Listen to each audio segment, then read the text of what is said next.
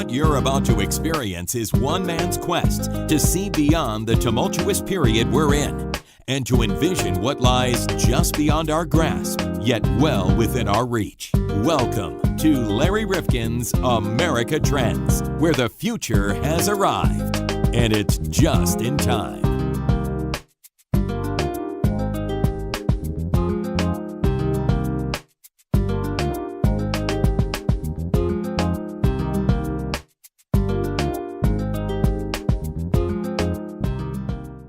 I'm going to admit today that I am well beyond the age of 50, John. I'm admitting that. Now, I don't know if I sound as if I'm much older than that. I don't know how old we sound. I mean, that's one of the things about radio. It's hard really to tell, or podcasting. It's hard to tell how old somebody is. Yeah, well, that used to fascinate me with radio because you hear these guys on the radio, and then you see them in real life, and you're disappointed a lot of times. I know, but I'll tell you, your I voice, listen. It sounds different. No, well, the voice, sometimes. the face, yeah, that's a whole nother thing. But Sirius XM, I was listening the other day, and I heard Cousin Brucey. Bruce. I used to listen to him about 50 years ago. He sounds exactly the same. So if I didn't know that this was an old guy playing old music from the 60s, I wouldn't know if he was 40, 50. He's actually in his 80s. It's theater of the mind. Absolutely. But actually, there are so many more of us who are getting older together, a whole generation of baby boomers, and we want to experience life in full. We don't want to be relegated to the ash heap of humanity, as many people thought the elderly should. And in fact, the guest that we have coming up, Jonathan Rauch, is going to be telling us that we actually enjoy life more after the age of 50. Now, that may belie a lot of that which we thought that life really is only to be lived by the young, but it's true. Well, I think your perspective changes as you get older. You know, you're not as worried about, getting to the top of the ladder anymore or keeping up with the Joneses or anything like that. That's a great point, You're a little John. more laid back, I Don't think. forget, as we're coming through it all, and as we're building our careers, first of all, we got a lot of pressures, and we've got them from the young, the old, and we're in the middle, we're sandwiched, and we're also trying to prove ourselves, as you said, Right. And we're trying to say, hey, look at me. I really did accomplish all the things I set out to. Let me check this off and check that off because I did it all.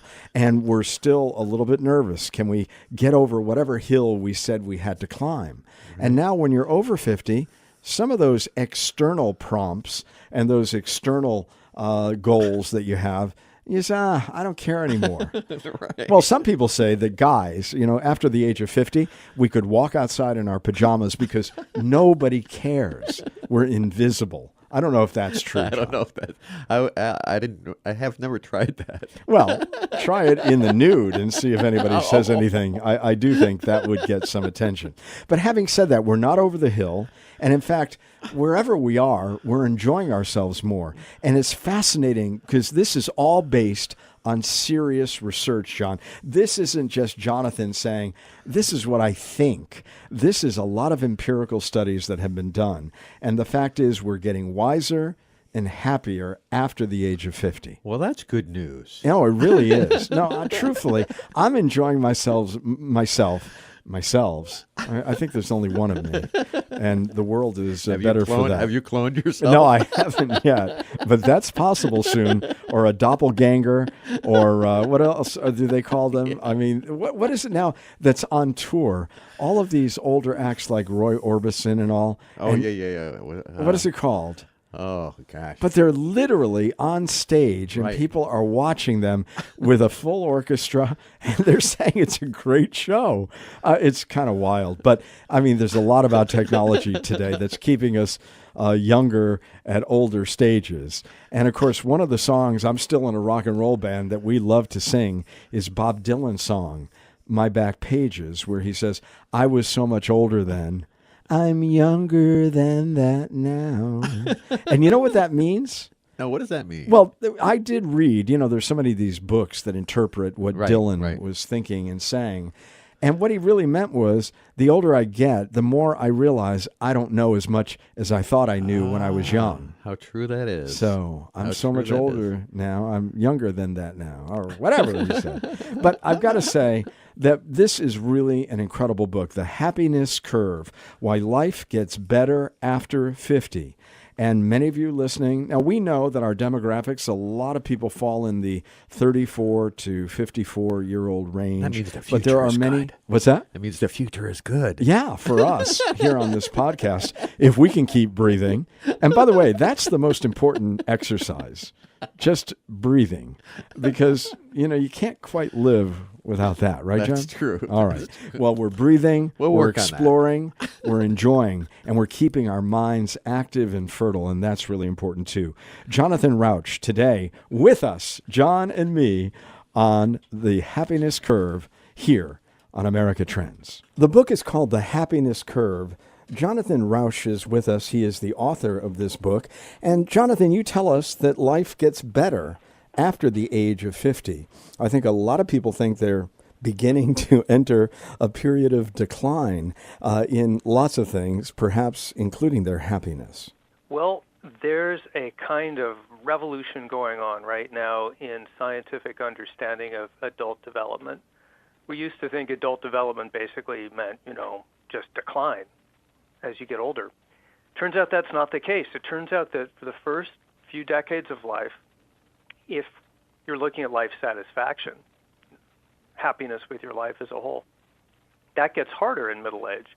A lot of people have a long, grinding slump in middle age. I have one of them. They feel like no matter what they're doing, it's somehow not successful and not rewarding, and they want to escape and feel trapped. Not a crisis, usually a slump. But then it turns out, in the later decades of life, 50s, 60s, 70s, even beyond, it becomes easier to be satisfied with life. We become more grateful, more forgiving of ourselves, more better at making social connections. Turns out that these are really the most satisfying years of life.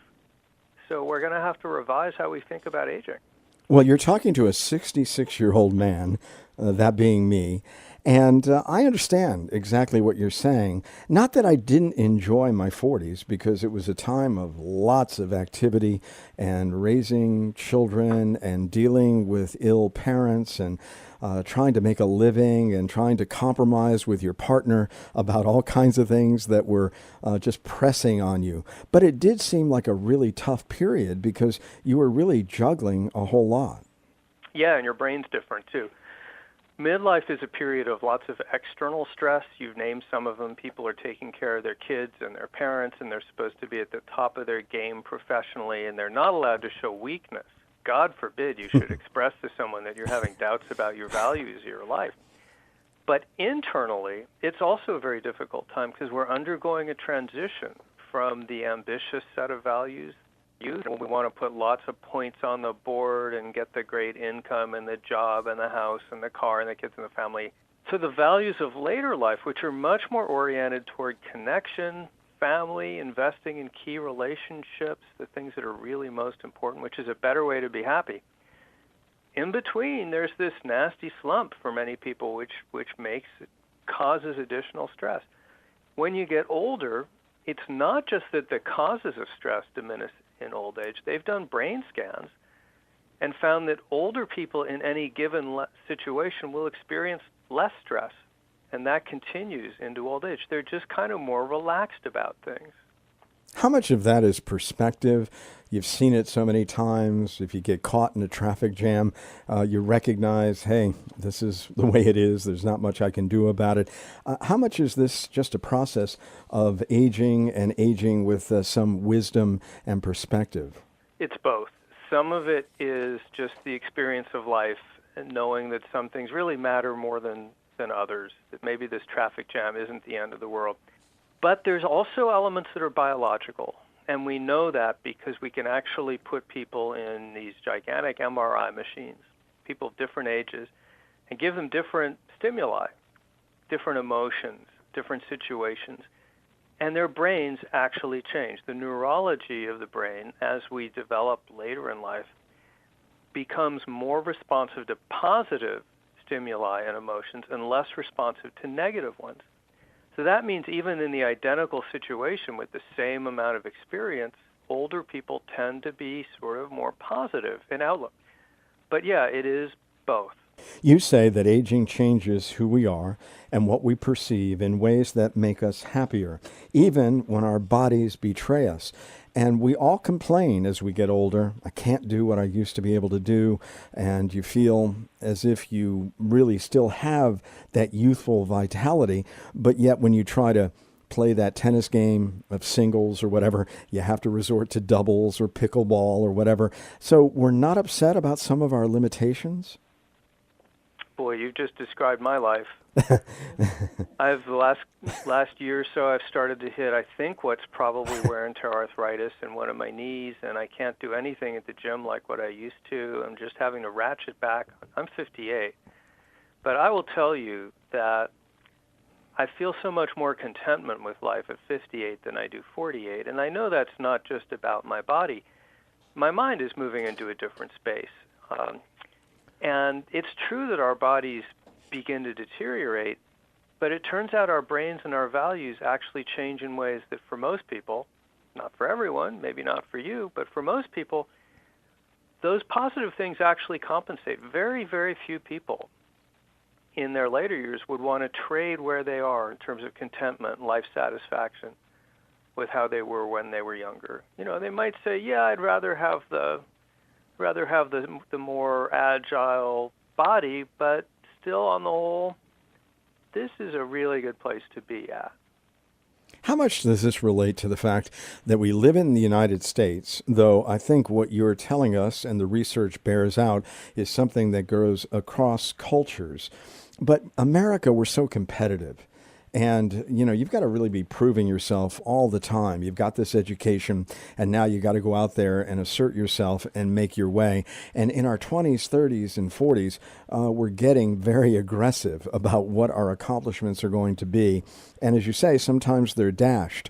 By the time we've reached our mid-50s or 60s, hopefully we've accomplished a few things, but we're not quite as competitive. We're more collaborative. Well, America is one of the happier countries in the world. It's not in the top 10. There's tons of research and data on happiness around the world, like more data than you could possibly imagine. And you know, we're in like the top 20 or 30 in most of these surveys because America's a pretty good place to live. It is a place with a lot of social competition. It is a place with less of a safety net and less social trust than the very top places like Scandinavia.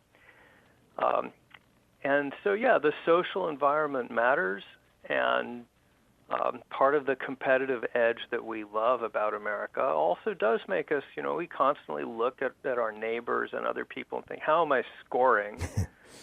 And that's not a good way to be happy. That kind of social competition for status, actually, it's pretty immiserating because you can never keep up with it. The better you do, the more you look around and see someone else who's doing even better. But that said, the happiness curve that I described, it's called the U-shaped happiness curve. Higher in your 20s and then time, other things being equal, harder to be happy in midlife and then up again. This is seen in countries and cultures all over the world. It's even seen in chimps and orangutans. So we know there's something pretty fundamental going on here that's not just about where you're living, partly about where you're living, but there's something really deep at work, something that evolution is doing. Should we be concerned about happiness? I know it's written into the Declaration of Independence. I know it's the most popular course. At one time at Harvard with Tal Ben-Shahar, I was involved in a PBS special with him. And I know at Yale, it's the most subscribed to. What are these young achievers looking for? What do they want to understand about happiness that perhaps they haven't learned anywhere else? That's a great question. So when the Declaration says the pursuit of happiness, it's thinking about the great sages like Aristotle. It doesn't mean the pursuit of a really good mood right now. It means something else. It means a sense of satisfaction and fulfillment in life, a sense of, yeah, you know, being on this planet is a good thing. My life, as I evaluate it, is pretty darn worth living. So it's life satisfaction, which is very different from mood. Like if you want to measure someone's mood, I ask you, hey, Larry, how often did you smile today? If I want to ask you about your life satisfaction, I'd say, how satisfied or fulfilled do you feel with your life as a whole? And you'll have no trouble understanding the difference between those questions. And it turns out that they don't correlate all that much. If you really want to look at what we should care about and what people do care about, it's life satisfaction. And that's something that's really very important because that makes so many other variables better. Your health will be better. Your state of mind will be better. You'll function better in life if you're feeling satisfied and fulfilled. When we strip away all the things that we thought were important as we were into that achievement phase in our midlife and our career lives, you say that our well-being has less to do with our material circumstances and accomplishments than we imagine. So residually, what is it that we might strip away, some of those material things, and be left with that we really can say, gee, I did it well. I chose well, a good mate. I've lived a good life. I've had great experience. What is it that we finally look upon as important? It's our relationships with others. That, it turns out, the most important thing by far to a sense of satisfaction with life is having close and trusted relationships, rewarding relationships with other human beings. Money can't get you that. In fact, money just moves the goalposts. The more you have, the more you want. It can be actually beyond a certain level, money doesn't make you any happier at all. Status, same thing. But investing in the people you care about and their investment in you and living in a community where you're there for each other and where you feel like you're giving and contributing, that is a deep source of fulfillment. And I believe that part of the crisis in America right now that is driving so much anger and angst in politics is about this. You know, if you live in one of these mill towns or these auto towns where you're seeing your community hollowed out, where people are fleeing if they can, where crime is high and poverty is high and the services are starting to fail, and you feel disconnected, you don't feel there's a community there for you, that is a miserable place to be. So a lot of this is about reconnecting our communities. There are so many individuals who are socially isolated. We have done other podcasts about this, and we've talked about Robert Putnam and his seminal work called Bowling Alone. How much does that all play into it? Because a lot of older Americans, their family has shredded, and they're all across the country, and they are alone. And I know we're building a lot of structures to help supplement that, but nothing really can for some of the real connections that are so important. I'm glad to say, Larry, that's a stereotype. Another stereotype about aging. Older people are not more likely to be depressed. They're not less creative. They're not less productive. And they're not sadder and lonelier. In fact, if anything, older people are better than younger people at identifying those core relationships and really investing in them. There's even a fancy word for it. It's called socio-emotional selectivity theory, which is an academic's big phrase for saying as we get older, we get choosier about what we're doing with our lives every day. So we say, does this really matter? Is this really helping someone? Is this really connecting with someone? So we actually get better in many ways at having less of this enemy. You know, when you're 35 or 45 or whatever, and you're chasing your dream of getting awards for your podcast or whatever you were doing, you may have been neglecting some of those other richer aspects of life. Oh, I can agree with you on that. As one who did chase a little bit as I was going along in my career. What about Dominic, who you talk about in your book and interviewed, and he is one of dozens of people that you interviewed. And his quote, "I guess I'm expecting less and appreciating more." How much is that a part of the mix? It's a lot of the mix. So Dominic my book is, there's a lot of science in it. the stuff we've been talking about it. But to me, the most compelling aspect of the book is that I gave a questionnaire to hundreds of people and then selected people to interview and did really in-depth interviews about people's lives at various stages in order to learn more about the texture of how people experience their lives. Dominic is one of those people. He happens to be one of the two people who start the book because he's part of a comparison. Dominic is in his 50s, and he's a guy who is very focused on achievement and had a lot of problems in his 40s, feeling dissatisfied, even though he was objectively doing well. That's what happened to me. It seemed like nothing I achieved could allay this feeling of disappointment in myself that I was carrying around. And then as he turned the corner into his 50s, it's that quotation you just said. He began expecting less, which sounds like a bad thing, but it's actually a good thing. It means that you start at appreciating more. The other side of the same coin. Instead of thinking all the times about the things that you don't have, you begin to savor more the things that you do have, and that's a process that goes on well into old age. I remember I interviewed a 94-year-old cancer patient. Turned out she would die the following year. She said this was the most satisfying time in her life because she didn't have to worry about things that didn't matter. And I thought, wow, that's really powerful. Jonathan Rauch is with us. The book is called The Happiness Curve, Why Life Gets Better After 50. And scientists are still trying to figure all this out, and you among them with this incredible research in your book. What about the notion of the grandmother hypothesis? Help us to understand whether that has some value in our thinking. Grandmother hypothesis. This is the idea that tries to explain why in the world do humans live so long? It turns out that there are only 3 or 4 species on the planet in which the females outlive their fertile years by a long time. And they include orca whales and pilot whales and humans. And that's kind of it, really. Most species, if they no longer can reproduce, as far as evolution is concerned, they're just disposable. So they're thrown away, they just die. So why would evolution keep us around? We don't know for sure, but there's evidence, both from humans and from whales, that keeping the elders around brings a quotient of additional caregiving of the kids and the grandkids, and also additional quotient of knowledge and skills that helps solve the kinds of problems, social conflicts, dilemmas that the tribe will encounter.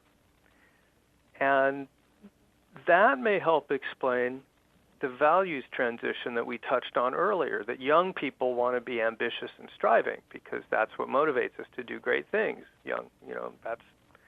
That's why you get, Mark Zuckerberg, people like that.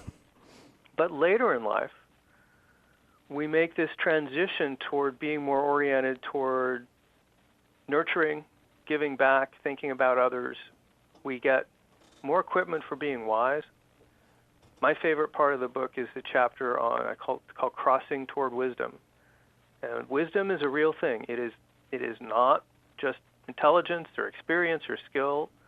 It's its own thing. It's actually measurable. There's a whole science, including neurobiology about it now. No guarantee you'll get wiser as you get older, because wisdom is rare at any age. But the toolkit for wisdom gets better as you get older.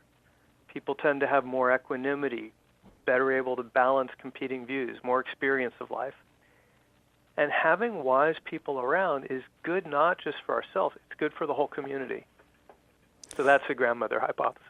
And I think it sounds like something that we all should understand and know in our lives, that things that are intrinsic, things that are dealing with the interior of our lives, where we're really thinking and we're really trying to focus on the important things and the people around us and the relationships, as opposed to those external rewards, which are the things that we seek to grab a hold of as we're moving along in our 30s and 40s. Is that too simplistic? It's not too simplistic, but it's great to tell the striving 30-year-old or the entrapped feeling 45-year-old, try to focus more on the really important things and try to stay in the present. But the truth is that evolution wants us to be striving and ambitious in youth. And it does put a lot of us, not all of us, but many of us through this period of disappointment and transition in midlife, when all the status and all the worldly goods we've gained, they should make us happier, but they don't. We're on transition to a new set of values, but we don't know that yet. So as much as it's important to try to remember these life lessons, let's also not kid ourselves or expect too much of ourselves. We can't reach into ourselves and revise our wiring. So a lot of what needs to happen here is we need better understanding of what's going on from ourselves and society. We need to understand that midlife transition, I don't call it midlife crisis, midlife disappointment or transition is normal, natural, healthy. There is nothing wrong with you if you're experiencing this. If you know someone who's experiencing this, please don't make fun of them. Please don't say, oh, you're having your midlife. Larry's having his midlife crisis. Hey, Larry, when are you going to get the red sports car? That is so unhelpful. People who are having this kind of dissatisfaction, it's a midlife, it turns out to be, it's a very vulnerable part of life. And although their society tells them you're supposed to be super person at that age, we're not. So we need people we can trust and confide in. We need help getting through those years, support, coaching, counseling, friends, all of those things really matter. And then we need to remember that, really important, the stereotypes of aging are wrong, and a lot of people walk around thinking, well, I'm 50, and it's all downhill from here. This is the top of my achievement, and now it's getting miserable. So if I'm not feeling fulfilled now, I never will. And that makes people pessimistic and miserable. It's the opposite of the truth. Low or frustrated in your 50s, it gets better and better and better. In this book, you dispel a lot of myths, and I think there was one that I purported, and you reminded me that that was wrong. But the midlife crisis, I'll call it, making people behave foolishly, self-indulgently, I mean, I don't think that's true, because most times they're so busy working through so many of these external concerns and pressures. I don't know that that's really realistic. I think that's a myth too in many ways. Yeah, the idea of the crisis usually is a myth. Not always. I mean, I like to say that midlife crisis is a V curve. It's a sudden drop in life satisfaction, and a V curve is a U curve gone wrong. So crisis can happen. Usually it happens because people make mistakes. They enter this period in their late 30s, 40s, sometimes early 50s. They have these experiences, these emotions of dissatisfaction and disappointment. They don't know how to get out of that. They blame something about themselves or their spouse or their job, when it's really none of those things. It's just biology doing what it does. And then they just make a big mistake. They quit the job, or they throw away their marriage, or they get on drugs. I profile in my books some people who make these mistakes. But most people don't make mistakes. Most people do what I do, which is have 10 years of just slogging through, not telling anyone that, we're feeling pessimistic and disappointed about life. Because what else are you going to do except slog on? So we need to revise how we think about this. It's not midlife crisis for most people, and it shouldn't be if we handle it right.